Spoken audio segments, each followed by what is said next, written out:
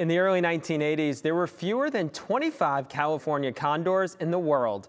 The remaining birds were brought into captivity as part of the California Condor Recovery Program in hopes of preserving the critically endangered species.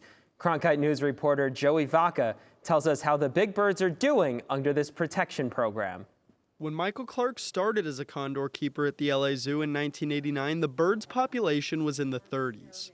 Now, with a population of over 500 individuals in captivity and the wild, some call the California condor a conservation success story. I guess you could say we've saved it from long-term extinction because we have a captive protected population that can produce more birds. The work is far from over. Over the years, the focus has shifted from captive breeding to wild releases, and not just in California.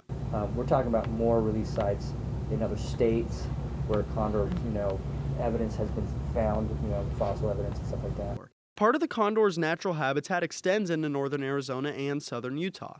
And as the Arizona Game and Fish Department's Condor Program Coordinator Austin Teague points out, State 48 is just as good a habitat now as ever before.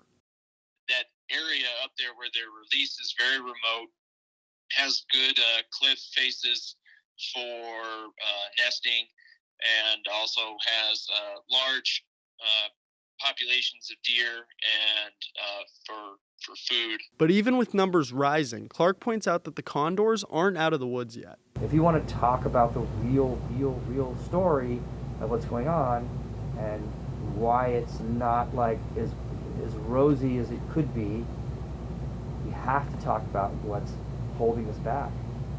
Poisoning from lead ammunition and animal carcasses poses a major threat to the condors. So much so that if today's captive breeding efforts were to stop, the species would go extinct in 20 years.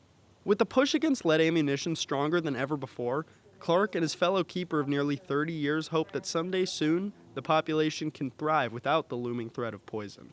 I want to just be driving home from work and see condors independently of my work. Yeah. Drive home and I'm going, hey, check it out. There's some birds. There's a bird. No tag. Remember when we used to work with those? In Los Angeles, Joey Vacca, Cronkite News. David and Clark said right now 50% of known condor mortality is caused by lead poisoning. Here in Arizona, the Arizona Game and Fish Department is active in promoting non-lead ammunition for hunters.